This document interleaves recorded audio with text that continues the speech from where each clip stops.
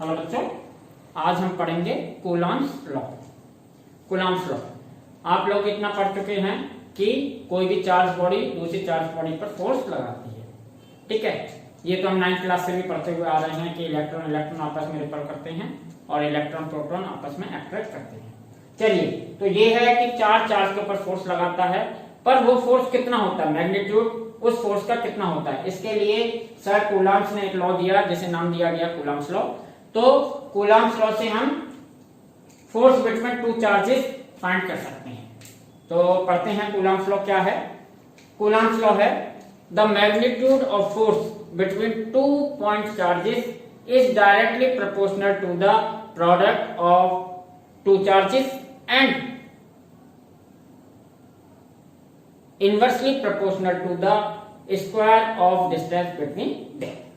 यानी कि दो पॉइंट चार्जों के बीच लगने वाले फोर्स का मैग्नीट्यूड उन दोनों चार्जेस के प्रोडक्ट के प्रोपोर्शनल और उनके बीच के डिस्टेंस के स्क्वायर के इनवर्सली प्रोपोर्शनल होता है। पहले मैं लिखता हूं फिर आपको एक्सप्लेन करता हूं। The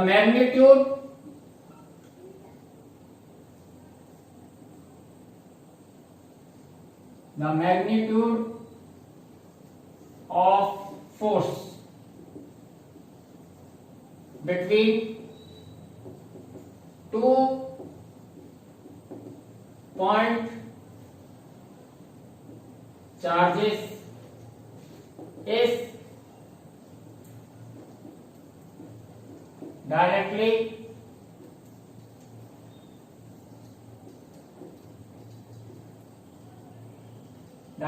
proportional to the product of two charges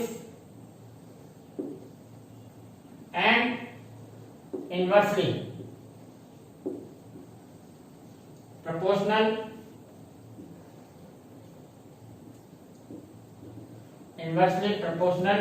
to the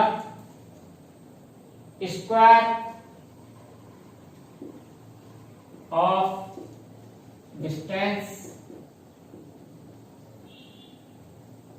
between, ये between है, आप समझ जाइएगा, शॉर्ट में लिख देता हूं मैं, between them।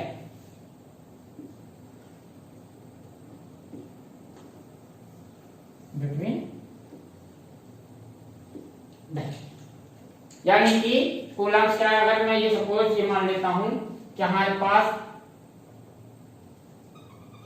ये दो चार्जेस हैं। क्या हैं? ये दो चार्जेस हैं,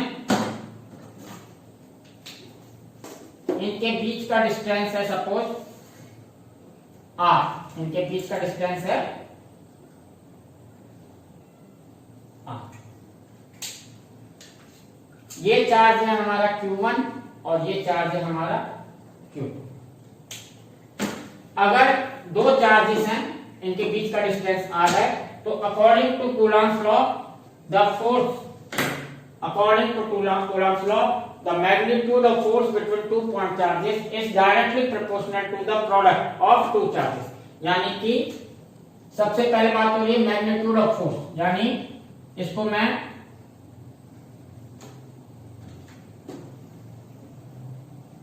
मैग्नीट्यूड ऑफ फोर्स को मैं ऐसे भी लिख सकता हूं, आप समझ जाइए। और अगर मैंने वेक्टर नहीं लगाया तो भी ये मैग्नीट्यूड है। ठीक है, जब तक वेक्टर नहीं लगाया कोई भी सिंबल क्या देगा, मैग्नीट्यूड। तो याद रखिएगा, ये मॉड का साइन मैंने स्पेशली लगा दिया है कि आप समझ सकें कि ये मैग्नीट्यूड है। ये क्या है, किसके प्रोपोर्शनल है, is directly proportional to the product of two charges. Product of two charges means Q1 और Q2 and inversely proportional to the square of distance between them। यानी inversely proportional किसके है, ये distance square of distance between them। तो this is the Coulomb's law कि directly proportional to the product of two charges and inversely proportional to the square of distance between them। यानी उनके बीच की distance के square के inversely proportional. ठीक है, इस लॉ में आपको दो बातें याद रखनी है जो इंपॉर्टेंट है। फर्स्ट, जो है मैग्नीट्यूड ऑफ फोर्स। ये लॉ आपको फोर्स का मैग्नीट्यूड देगा। जब भी देखिए मैं आपको बताऊं, आप फिजिक्स पढ़ रहे हैं, जब भी आप पढ़ना शुरू करें तो सबसे पहले आपको फिजिकल क्वांटिटी के बारे में ये पता होना चाहिए वो स्केलर है या वेक्टर है। अगर वो वेक्टर है तो आपके दिमाग में हमेशा क्या रहना चाहिए कि इसकी डायरेक्शन और मैग्नीट्यूड दोनों के बारे में, जानकारी के बारे में पता होना चाहिए। यहाँ पर ये लॉ अभी क्या दे रहा है, मैग्नीट्यूड ऑफ फोर्स, ये डायरेक्शन नहीं देगा। ठीक है, डायरेक्शन के लिए हम क्या करेंगे वो मैं अभी बताऊंगा, पर ये याद रखिएगा ये क्या दे रहा है, सिर्फ मैग्नीट्यूड ऑफ फोर्स, डायरेक्शन नहीं दे रहा। तो मैग्नीट्यूड ऑफ फोर्स, और दूसरी इंपॉर्टेंट बात इसमें है वो है पॉइंट चार्ज। क्या है, पॉइंट चार्ज। ये दो पॉइंट चार्जों के बीच में ही फोर्स को बताएगा। ये क्या है, दो पॉइंट चार्जों के बीच लगने वाले मैग्नीट्यूड ऑफ फोर्स देगा। ठीक है, अब ये पॉइंट चार्ज होते क्या है, पॉइंट चार्ज है क्या, तो पॉइंट चार्ज के लिए मैंने यहाँ पर नोट में लिख रखा है, इसे आप भी लिख लीजिए, इंपॉर्टेंट बात है ये। पॉइंट चार्ज, ये पॉइंट चार्ज के लिए वैलिड है दिस लॉ है। पॉइंट चार्ज क्या है, the size of charge particle, the size of charge particle may be ignored compared to distance between charges। यानी कि अगर चार्ज पार्टिकल की साइज उनके बीच के डिस्टेंस के कंपेयर में नेग्लिजिबल है तो हम उसे क्या कह सकते हैं, पॉइंट चार्ज। यानी कि ये जो चार्ज है, ये हमें मालूम है चार्ज हमेशा किसी भी मास बॉडी पर ही रह सकता है। तो ये जो भी बॉडी है, जिस बॉडी पर ये Q1 चार्ज है, ये बॉडी क्या होनी चाहिए, बहुत छोटी होनी चाहिए। किसके कंपेयर, इनके बीच के डिस्टेंस के, यानी r के कंपेयर इस बॉडी के रेडियस या जो भी हो, जिस शेप का भी हो, इसकी डायमेंशन क्या होनी चाहिए, बहुत छोटी, इसकी भी और इसकी भी। तो हम दोनों चार्जेस को क्या कह सकते हैं, पॉइंट चार्ज। तो एक बात बहुत इसमें याद रखने की है, पॉइंट चार्ज का मतलब ये नहीं है कि चार्ज छोटा है। पॉइंट चार्ज का मतलब ये मत सोचिएगा कि चार्ज छोटा है। पॉइंट चार्ज का मतलब है कि जिस पार्टिकल के ऊपर वो चार्ज है वो पार्टिकल छोटा है। ठीक है, चार्ज छोटे पार्टिकल पर भी बड़ा आ सकता है, ऐसी बात नहीं है, पर इतना याद रखिएगा कि पार्टिकल छोटा है, चार्ज छोटा नहीं है, चार्ज कुछ भी हो सकता है। ठीक है, ये डिपेंड करेगा कि चार्ज क्या कितना आ सकता है, वो बात की बात है। ज्यादा भी आ सकता है छोटी बॉडी के ऊपर में, कैसे आएगा पता नहीं, पर यहाँ पर ये याद रखिए पॉइंट चार्ज का मतलब है ये पार्टिकल छोटा है, यानी इस पार्टिकल की साइज किसके कंपेयर, इनके बीच के डिस्टेंस के कंपेयर बहुत कम है। मान लीजिए इनके बीच का डिस्टेंस 1 मीटर हो तो इनके रेडियस वगैरह, अगर ये मान लीजिए छोटा है, कोई स्फीयर है, तो इसकी रेडियस वगैरह कैसे हो, 1 मिलीमीटर हो। ठीक है, तो compare to our size of charge particle is very small. Okay, it's about negligible. तो we can say that this charge particle called point charge. ठीक है, तो इसको याद रखिएगा। मैं यहां लिख देता हूं कि दोनों चार्ज पार्टिकल कैसे हैं, पॉइंट चार्ज। कैसे हैं ये, पॉइंट चार्ज है। ये दोनों लॉ, ये वाला लॉ पॉइंट चार्ज के लिए वैलिड है। वैसे आपने 11th क्लास में ग्रेविटेशनल न्यूटन्स ग्रेविटेशनल लॉ पढ़ा होगा, ग्रेविटेशनल लॉ भी पॉइंट मास के लिए वैलिड था, सेम ही है। वहां पर क्या था, product of two mass and square of distance inversely proportional to, वहां भी बिल्कुल सेम था। या चार्जेस के लिए और मास के लिए था, वहां भी मास बॉडी जो थी वो पॉइंट मास थी।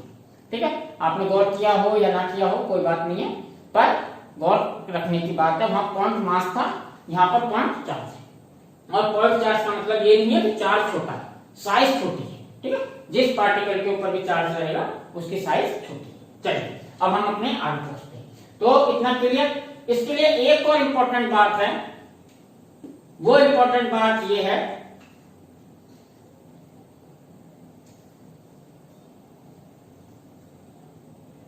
यहां लिख देता हूं मैं, and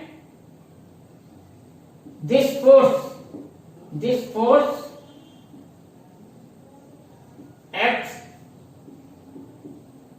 along line joining of two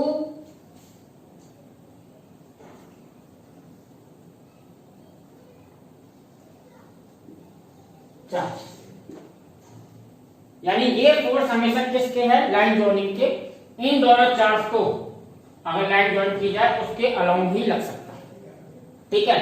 जैसे अगर मैं इन दोनों फोर्सेस की लाइन जॉइन कर देता हूं, इन दोनों फोर्सेस की, सपोज लाइन जॉइनिंग का मतलब ऐसे ही ये लाइन, तो इनके ऊपर जो फोर्स लगेगा, अगर Q1 पर फोर्स की बात की जाए तो Q1 पर जो फोर्स लगेगा वो हमेशा लाइन जॉइनिंग ही लगेगा। अगर ये दोनों चार्ज कैसे हैं, पॉजिटिव पॉजिटिव, तो Q1 पर फोर्स किसकी वजह से, Q2 की फोर्स की वजह से Q2 क्या करेगा, Q1 को रिपल बाहर की ओर, तो ये फोर्स बाहर लगेगा पर लाइन जॉइनिंग के अलोंग ही लगेगा, ठीक है। ऐसे ही अगर इसकी बात की जाए Q2 पर चार्ज, Q2 पर फोर्स Q1 की वजह से, दोनों पॉजिटिव है तो रिपल करेगा, तो किधर लगेगा, बाहर। तो ये फोर्स हमेशा लाइन जॉइनिंग ही लगेगा, ये फोर्स हमेशा क्या लगेगा, line joining of two charges. अगर एक प्लस होता एक माइनस होता तो एक फोर्स क्या हो जाता, Q2 प्लस होता और ये माइनस होता तो ये अंदर, तब भी लाइन जॉइनिंग नहीं होता। तो इसमें ये दोनों तीन चीजें बहुत इंपॉर्टेंट हैं, magnitude of force, point charges, and one more thing, this force act along line joining of two charges, ठीक है। चलिए अब हम आते हैं आगे अपने, तो F प्रोपोर्शनल टू क्या होगा, Q1 Q2 upon R square. हमें मालूम है जब भी प्रोपोर्शनलिटी साइन हटाना होता है तो हम एक कांस्टेंट यूज करते हैं, यहां पर कांस्टेंट यूज कर रहे हैं F 1/4 pi epsilon Q1 Q2 upon R square. इसको कहते हैं, इस सिंबल को कहते हैं एप्सिलॉन, इसको कहते हैं एप्सिलॉन, ई मत पढ़िएगा, एप्सिलॉन, ठीक है। यहां लिख देता हूं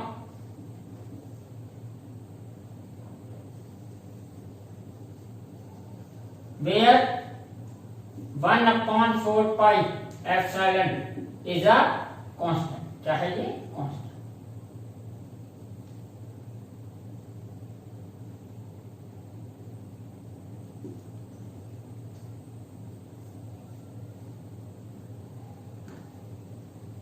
constant,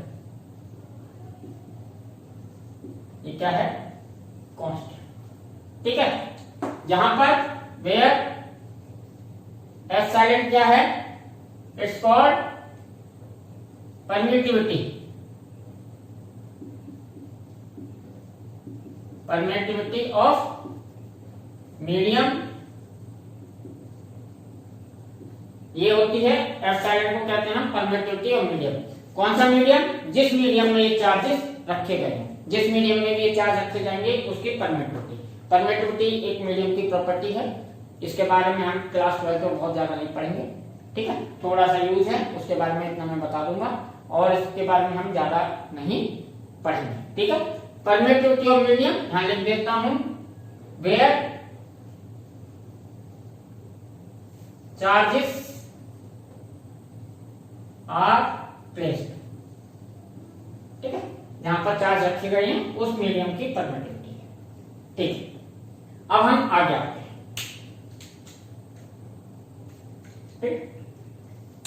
if charges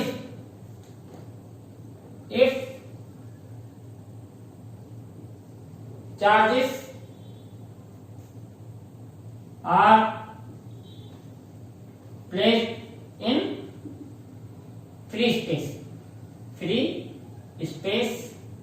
free space का मतलब होता है वैक्यूम, फ्री स्पेस का मतलब होता है vacuum. If charges are placed in free space, तो क्या होगा, एप्सिलॉन को हम लिख सकते हैं epsilon. If charges are placed in free space, अगर चार्जेस किसमें हो, फ्री स्पेस या कह सकते हैं वैक्यूम, वैक्यूम में रखते हो तो हम एप्सिलॉन को क्या लिख सकते हैं, epsilon not.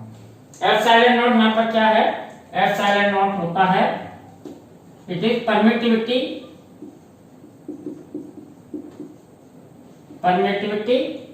Of free space, free space या कह सकते हैं वैक्यूम।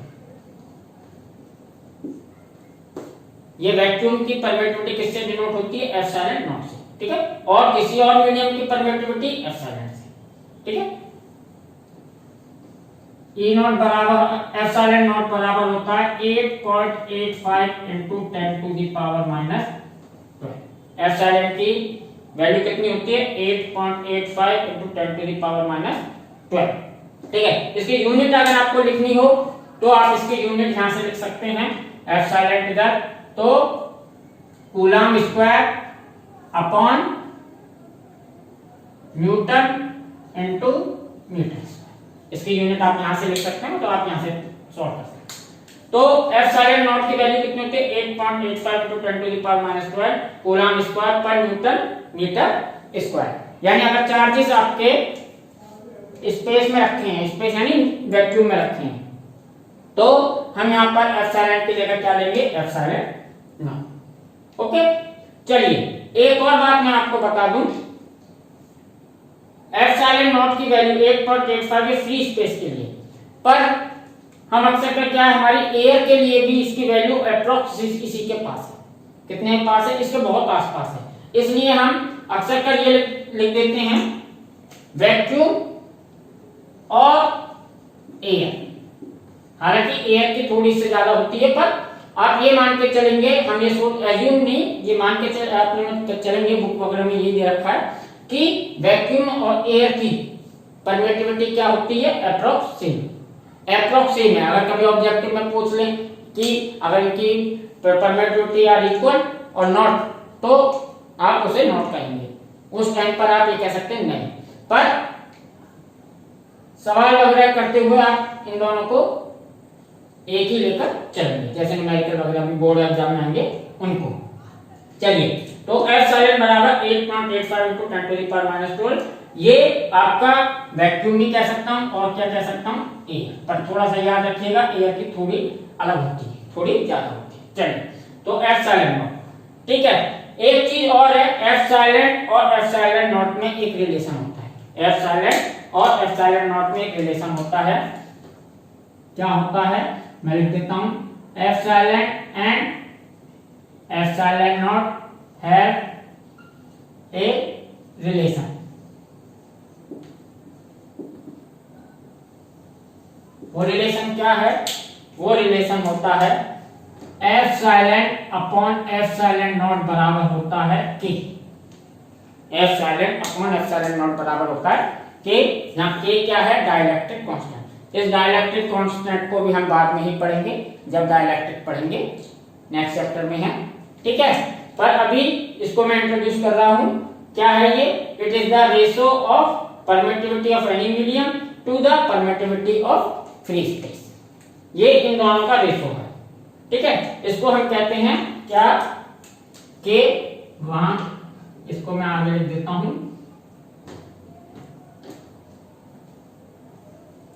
के बराबर है डाई इलेक्ट्रिक कांस्टेंट। अब ये आपका थोड़े दिनों बाद इंट्रोड्यूस होगा, तब मैं थोड़ा सा और डिटेल में बताऊंगा इसके बारे में, ठीक है। या ये क्या है, किसी मीडियम की परमिटिविटी और फ्री स्पेस की परमिटिविटी का रेशियो को हम क्या कहते हैं, डाइलेक्ट्रिक कांस्टेंट। एनसीईआरटी में के दिया है, कई सारी बुकों में इसे रिलेटिव परमिटिविटी भी कहा गया। क्या कहा है, रिलेटिव परमिटिविटी। किस तरीके से उसको लिख दिया गया, ER, ये क्या होती है, रिलेटिव परमिटिविटी, ठीक है। एनसीईआरटी में जितने बोर्ड एग्जाम में क्वेश्चन आएंगे वो के पर बेस्ड आएंगे, ER पर नहीं आएंगे, एप्सिलॉन R पर नहीं आएंगे। ये रिलेटिव परमिटिविटी पर कई सारे बुक्स में लिखा है, तो इसे भी आप पढ़ के चलिएगा।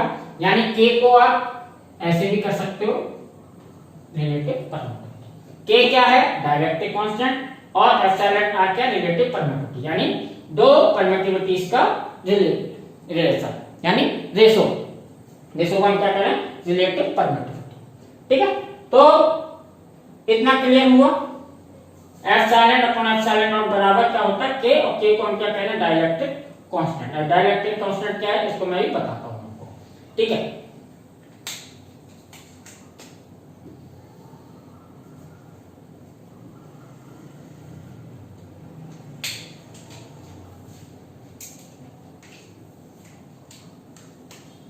यहां पर मैं एप्सिलॉन बराबर k इंटू एप्सिलॉन नॉट,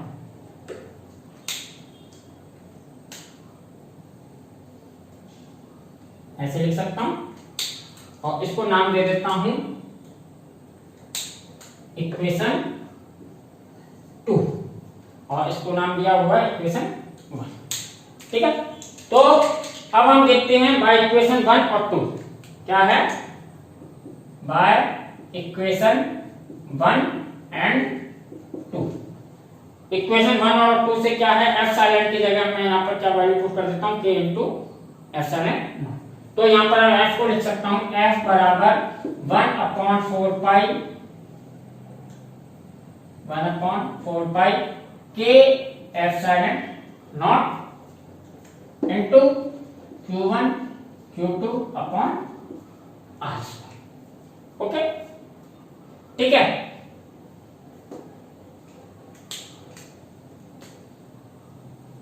ये हमारा एक और फॉर्मूला बन गया। यहां पर मैं एक चीज और बताना भूल गया, उसे और बता देता हूं मैं। यहां पर k की value k equal to 1 for free space और free space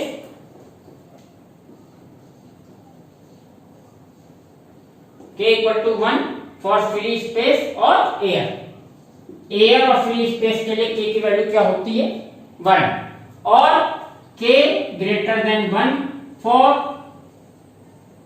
any other medium, यानी किसी और मीडियम के लिए k की वैल्यू हमेशा 1 से ज्यादा होगी। बात को गौर कीजिएगा, ये बहुत इंपॉर्टेंट है। k equal to 1 for free space और एयर और k greater than 1 for any other medium, किसी और मीडियम के लिए k की वैल्यू 1 से ज्यादा होगी और एयर के लिए 1 होगी, 1 से कम किसी भी मीडियम के लिए नहीं होगी। ठीक है, तो यानी k always greater than and equal to 1। याद रखिएगा इस चीज को, k हमेशा क्या होगा, k always greater than and equal to 1। k की वैल्यू a से कम नहीं होगी कभी। सबसे छोटी वैल्यू k की वैल्यू किसके लिए हो सकती है, ये एप्सिलॉन की वैल्यू सबसे छोटी किसके लिए होती है, सबसे छोटी एप्सिलॉन की वैल्यू होती है एप्सिलॉन नॉट। ये सबसे छोटी परमिट होती है, इससे छोटी नहीं होती, सबकी इससे ज्यादा ही होगी। ठीक है, तो इस फॉर्मूले को, जो ये फॉर्मूला है हमारा, इसको मैंने नाम दे दिया इक्वेशन 3। तो यहां लिख सकता हूं मैं, फॉर फ्री स्पेस और air equation 3 can be written, free space और एयर के लिए इक्वेशन 3 को हम क्या लिख सकते हैं, f बराबर 1/4 pi epsilon not q1 q2 upon r। क्यों? क्योंकि k बराबर क्या है, 1। यहां पर लिख देता हूं, क्योंकि k बराबर 1 किसके लिए, एयर के लिए। एयर और फ्री स्पेस के लिए k बराबर क्या होता है, यहां लिख देता हूं k एयर और फ्री स्पेस है, तो इसलिए मैं लिखता हूं, दोनों के लिए लिखना हो। तो जैसे मैं इक्वेशन कह सकता हूं 4, इस वाली इक्वेशन में k की जगह क्या रख दिया, 1, तो ये क्या बन गया, 1/4 pi epsilon not q1 q2 upon r। चलिए अब शुरू कर देखते हैं। और हमारे पास 3 इक्वेशन बनी, 1, 3 और 4। मेनली क्या हुआ, ये सब एक ही हैं, ऐसा नहीं कि आप तीनों को याद करने बैठ जाए, ठीक है, पर तीनों जरूरी हैं। हमारे एनसीईआरटी में क्या है कि डायरेक्ट इसको लिया गया है, सीधा चार्ज इसको किस में लिया गया, फ्री स्पेस में, डायरेक्ट, किसी और मीडियम के लिए नहीं है, पर बोर्ड एग्जाम में आते हैं। तो मैंने इनको एक साथ लिया है। एनसीईआरटी में 1/4 पाई एप्सिलॉन नॉट को डिनोट किया गया है के से, स्मॉल के से। ये कैपिटल के नहीं है डाइलेक्ट्रिक वाला, ये वाला के नहीं है, ये कौन सा के है, स्मॉल के। ठीक है, इसकी वैल्यू होती है 9 × 10⁹। इसकी वैल्यू कितनी होती है, 9 × 10⁹। ठीक है, अगर आप इसकी यूनिट लिखना चाहें तो आप इसकी यूनिट लिख सकते हैं न्यूटन मीटर स्क्वायर पर कूलम स्क्वायर। ठीक है, इस पूरे की वैल्यू लिखनी चाहें तो आप क्या हो जाएगी, newton metre square coulomb square, newton metre square पर coulomb square. 1/4 pi epsilon nought की वैल्यू आप ऐसे भी निकाल सकते हैं। एप्सिलॉन नॉट की वैल्यू कितनी होती है, 8.85। यहाँ पर एप्सिलॉन नॉट की वैल्यू रख दीजिएगा और डिवाइड कर दीजिएगा, के की वैल्यू इतनी आ जाएगी। ठीक है, चलिए अब हम बात आते हैं इक्वेशन 1 जो निकाली मैंने, ये किसी भी मीडियम के लिए है। ये क्या है, किसी भी मीडियम के लिए। अगर किसी भी मीडियम की क्या दे रखी हो, परमिटिविटी, क्या दे रखी हो, परमिटिविटी।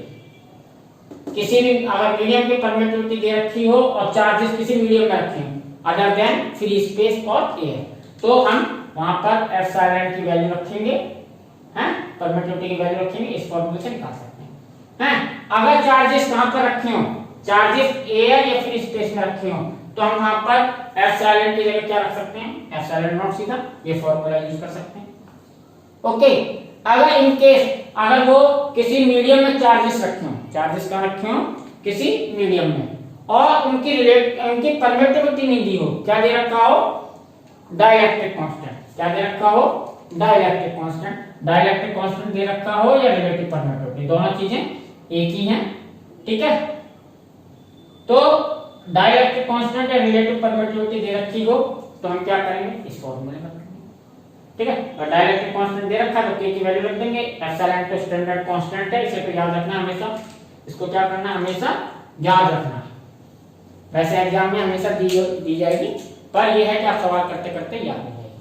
तो हमारे ये तीनों हैं, ये वाला फॉर्मूला फॉर एनी मीडियम, ये क्या है, फॉर एनी मीडियम, ये क्या है, सिर्फ फ्री स्पेस और एयर के लिए। ठीक है, और ये वाला किसके लिए, फॉर एनी मीडियम। इसको लिख देता हूं, फॉर एनी मीडियम। ठीक है, एप्सिलॉन दे रखा, और ये हमारा फॉर्मूला किसके लिए स्पेशली बना है, फ्री स्पेस के लिए, फ्री स्पेस। ये फॉर्मूला मान ली क्या है, फ्री स्पेस। ये भी हमारा क्या है, फॉर एनी मीडियम, बट जब के दिया। ठीक है, तो ये कूलॉम लॉ है। मैं दोबारा से एक बार और से समझाता हूं। कूलॉम ने क्या कहा, magnitude of force between 2 point charges क्या होता है, डायरेक्टली प्रोपोर्शनल होता है product of 2 charges inversely proportional to square of distance between them. ठीक है, मेन पॉइंट क्या याद रखना था, ये दोनों क्या है, पॉइंट चार्जेस। पॉइंट चार्ज का मतलब होता है कि जिस पार्टिकल पर वो रखे हैं वो पार्टिकल छोटा होना चाहिए, ना कि चार्ज छोटा होना चाहिए। ये दोनों चार्ज कैसे थे, पॉइंट चार्ज, कैसे थे, पॉइंट चार्ज। ये दोनों चार्ज कैसे हैं, पॉइंट चार्ज। ये पॉइंट चार्ज के लिए वैलिड है। दूसरी बात इसमें एक और थी, this force act alone line joining of 2 charges. ये दोनों फोर्स यानी Q1 पर वो फोर्स कौन लगाएगा, Q2, और Q2 पर फोर्स कौन लगाएगा, Q1। दोनों पर अलग अलग फोर्स लगेंगे। ये दोनों ही फोर्स हमेशा कभी जब भी लगेंगे कैसे लगेंगे, लाइन जॉइनिंग ऑफ 2 चार्जेस। इन दोनों की लाइन को, चार्जेस को मिलाने वाली लाइन के अलॉन्ग में लगेंगे। ये क्यों लगेंगे, ये क्योंकि ये पॉइंट चार्ज है। ये मैं आपको नेक्स्ट टॉपिक में बताऊंगा कि पॉइंट चार्जेस की वजह से ही ये क्या है, लाइन जॉइनिंग लगेंगे। अगर ये लाइन जॉइनिंग नहीं लगते कि और अलग डायरेक्शन में लगते तो ये प्रॉब्लम कूलॉम्स लॉ पे टफ हो जाती, काफी टफ हो जाती। इसलिए क्या एग्जाम्पशंस लिया गया है कि पॉइंट चार्जेस की वजह से फोर्स हमेशा क्या लगेगा, लाइन जॉइनिंग ऑफ 2 चार्जेस। तो हमारी प्रॉब्लम काफी आसान रहेगी। ठीक है, इससे हमें फोर्स की डायरेक्शन के बारे में नहीं सोचना होगा, नहीं तो फोर्स किधर भी लग सकता था अगर ये चार्ज पार्टिकल बड़े होते। ठीक है, बताऊंगा मैं उससे भी और थोड़ा। तो ये 2 इंपॉर्टेंट बातें याद रखनी है जब हमने इसे फॉर्मूले में रखा तो 1/4 पाई एप्सिलॉन, ये क्या है, ये पूरा एक कांस्टेंट है, ये वैल्यू क्या है, कांस्टेंट। यहाँ पर एप्सिलॉन को कहते हैं परमिटिविटी ऑफ मीडियम, ये किसी मीडियम की इक्वालिटी है परमिटिविटी, ठीक है। यहाँ पर एक चीज देखिए, परमिटिविटी नीचे है, अगर परमिटिविटी ज्यादा तो फोर्स क्या होगा, कम। परमिटिविटी कहाँ है, नीचे, अगर परमिटिविटी ज्यादा तो फोर्स कम। तो आप ये समझ सकते हैं कि जिस मीडियम की परमिटिविटी ज्यादा होगी उनमें चार्जों के बीच में फोर्स क्या लगा करेगा, कम। यानी एक तरीके से परमिटिविटी क्या कर रही है, फोर्स को कम कर रही है, ठीक है। याद रखिएगा इस बात को, परमिटिविटी क्या कर रही है, फोर्स को कम कर रही है, ठीक है। फिर मैंने परमिटिविटी के लिए एक रिलेशन, अगर मीडियम की बात आए फ्री स्पेस और एयर के लिए एप्सिलॉन को कहते हैं एप्सिलॉन नॉट, ये स्टैंडर्ड बात है। एप्सिलॉन नॉट किसको डिनोट करता है, परमिटिविटी ऑफ फ्री स्पेस और एयर। मैंने कहा फ्री स्पेस और एयर दोनों की परमिटिविटी अप्रोक्सीमेटली इक्वल होती है, अप्रोक्सीमेटली, एग्जैक्टली इक्वल नहीं होती, ठीक है। मैं ये किसकी है, ये exactly permittivity of free space है, एयर की थोड़ी सी ज्यादा होगी, ठीक है। चलिए फिर एप्सिलॉन और एप्सिलॉन नॉट में रिलेशन होता है the ratio of medium, permittivity of medium और and permittivity of free space called dielectric constant. यानी इन दोनों परमिटिविटीज के रेशियो को हम क्या कहते हैं, डाइलेक्ट्रिक कांस्टेंट, डाइलेक्ट्रिक कांस्टेंट। यानी डाइलेक्ट्रिक कांस्टेंट एक तरीके से समझिए कि ये किसी मीडियम की वो प्रॉपर्टी है जिसकी वजह से फोर्स क्या होता है, कम, ठीक है। ये भी के और एप्सिलॉन दोनों, ठीक है। फिर हमने इस रिलेशन को यूज करते हुए यहां पर आए, के की वैल्यू फ्री स्पेस और एयर के लिए हमेशा क्या रहेगी, 1, और किसी और मीडियम के लिए हमेशा के से ज्यादा रहेगी, के से कम कभी भी नहीं रहेगी, के से कम, के 1 से कम कभी भी नहीं रहेगा, के हमेशा always greater than and equal to 1, always. ये तो मैंने ये आपको पहले बता दिया, ये जो वैल्यू है ये मिनिमम है, किसी परमिटिविटी की मिनिमम वैल्यू है, इससे कम परमिटिविटी किसी मीडियम की नहीं हो सकती, ठीक है। तो मैक्सिमम फोर्स किस में लगेगा, फ्री स्पेस में, फ्री स्पेस और एयर में मैक्सिमम फोर्स लगेगा, क्योंकि एप्सिलॉन नॉट क्या होता है, मिनिमम, ये क्या है, मिनिमम। एप्सिलॉन क्या है, इसको मैं क्या लिख सकता हूं, शॉर्ट में लिख सकते हो minimum value, minimum value of permittivity. ये किसी परमिटिविटी की सबसे मिनिमम वैल्यू। अगर एप्सिलॉन नॉट मिनिमम है तो एफ क्या होगा, हमेशा मैक्स। तो आप इस बात को हमेशा याद रखिएगा कि जब भी चार्जेस फ्री स्पेस या एयर में रखे हो तो उनके बीच फोर्स सबसे ज्यादा लगेगा, और अगर किसी और मीडियम में रखे हैं तो कम लगेगा। जिस मीडियम की परमिटिविटी जितनी ज्यादा होगी उसमें फोर्स उतना ही कम होगा। चलिए ये कूलम्ब्स लॉ है, इसे लिख लीजिए। इसमें इंपॉर्टेंट बात जो थी मैंने आपको बता दी, for charge magnitude of force, ठीक है, और force act along line joining of two charges. यानी ये सारी बातों को मैं अंडरलाइन कर देता हूं, एक्ट अलोंग लाइन जॉइनिंग, ये इंपॉर्टेंट बातें हैं सारी, ठीक है, ओके। और मैग्नीट्यूड, अब आएगी फोर्स की डायरेक्शन की बात, तो उसके लिए हम vector form of coulomb law पढ़ेंगे कि इसके फोर्स की डायरेक्शन कैसे निकालेंगे, वो अपने दिमाग से निकालेंगे, कोई लॉ नहीं है, उसके लिए कोई फॉर्मूला नहीं है, ठीक है। चलिए तो अभी इसको समझिए कूलम्ब लॉ क्या है। अब मैं इसके कुछ न्यूमेरिकल आपको वगैरह बताऊंगा, ठीक है, फिर इसके बाद vector form of coulomb law पढ़ेंगे।